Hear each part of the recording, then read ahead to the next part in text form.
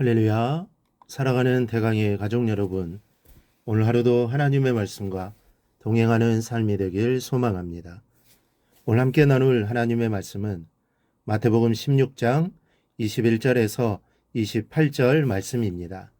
이때로부터 예수 그리스도께서 자기가 예루살렘에 올라가 장로들과 대제사장들과 서기관들에게 많은 고난을 받고 죽임을 당하고 제3일에 살아나야 할 것을 제자들에게 비로소 나타내시니 베드로가 예수를 붙들고 향변하여 이르되 주여 그리 마옵소서 이 일이 결코 주께 미치지 아니하리이다.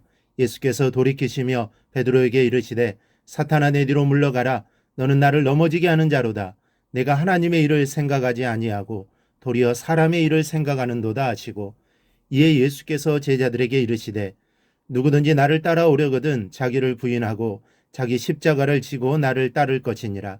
누구든지 제 목숨을 구원하고자 하면 잃을 것이요 누구든지 나를 위하여 제 목숨을 잃으면 찾으리라.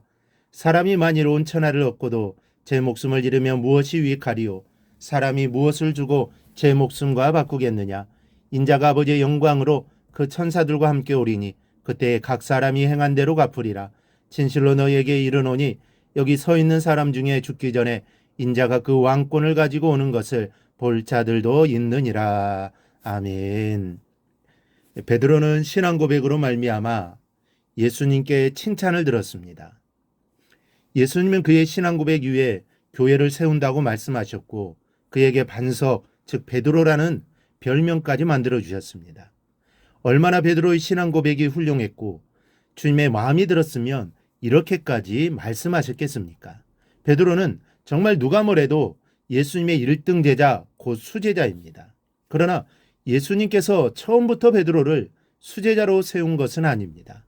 공생의 기간 내내 그가 어떤 특별한 공을 세워서 수제자가 된 것도 아닙니다. 그리고 지금 예수님께 그 유명한 신앙 고백을 하고 난 직후에 수제자로 불러진 것도 아닙니다. 오히려 아직 완전한 제자가 되어 있지도 않았던 부족한 모습이었습니다.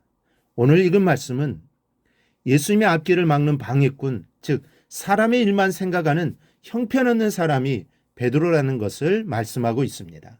자기 자신만을 생각하는 인간의 모습으로 볼 때는 어쩔 수 없는 모습이라고 할 수 있습니다. 예수님께서는 본문에서 제자들에게 자기가 받게 될 순환과 부활에 대해 처음으로 말씀하셨습니다. 내가 예루살렘에 올라가 장로들과 대제사장들과 서기관들에게 많은 고난을 받고 죽임을 당하고 제3일에 살아날 것이다. 이 말씀을 들은 베드로가 예수를 붙들고 항변하여 이르되 주여 그리 마옵소서 이 일이 결코 주께 미치지 아니하리이다 라고 합니다. 베드로는 나름대로 주님에게 이런 고난이 닥쳐서는 안 된다는 인간적인 생각으로 나름 충성스러운 마음으로 고백한 것입니다. 그런데 베드로의 이 말을 들은 예수님께서 베드로를 책망하셨습니다. 사단아 내 뒤로 물러가라. 너는 나를 넘어지게 하는 자로다. 내가 하나님의 일을 생각하지 아니하고 도리어 사람의 일을 생각하는도다.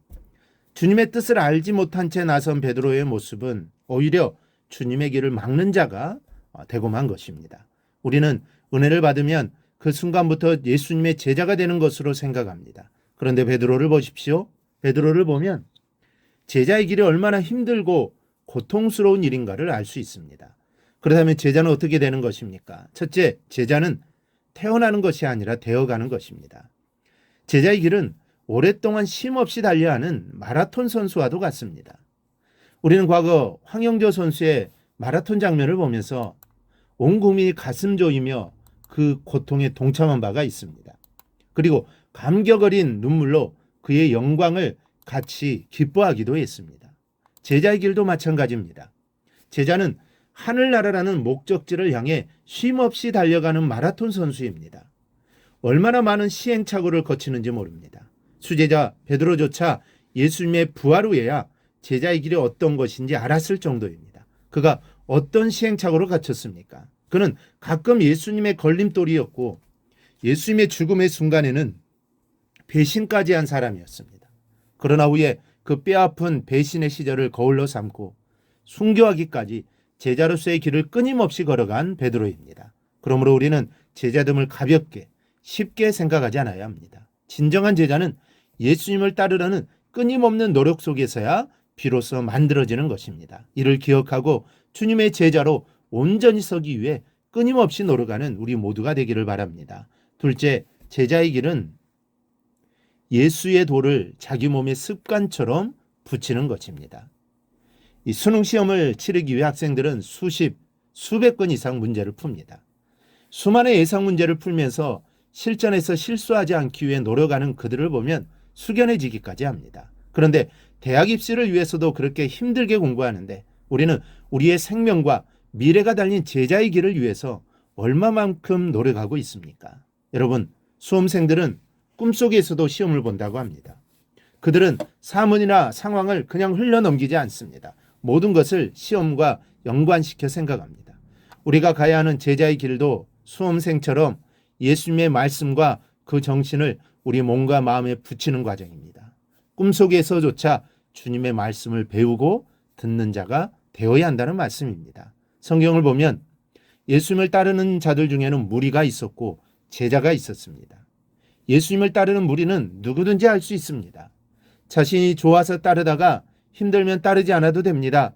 배가 고프면 집에 가도 됩니다. 하지만 제자는 다릅니다. 배가 고파도 힘들어도 주님을 따라야 합니다. 욕을 먹어도 따라야 합니다. 그래야 제자라 불릴 수 있는 것입니다. 여러분, 이 제자의 길은 결코 쉬운 길이 아닙니다.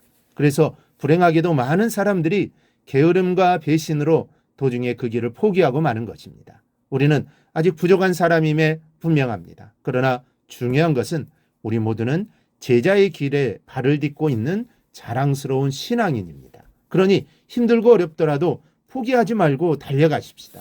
오늘만 무사히 달려가면 오늘과 오늘이 쌓이고 쌓여서 천국에 이르게 될 줄을 믿고 확신하는 우리 성도들이 될 수 있기를 바랍니다. 그리하여 주님의 제자로서 부끄러움 없는 삶을 살아가기를 주님의 이름으로 축원합니다. 오늘 묵상한 말씀을 굳게 잡고 삶으로 실천하며 살아내는 대강의 모든 성도들이 되기를 축복합니다.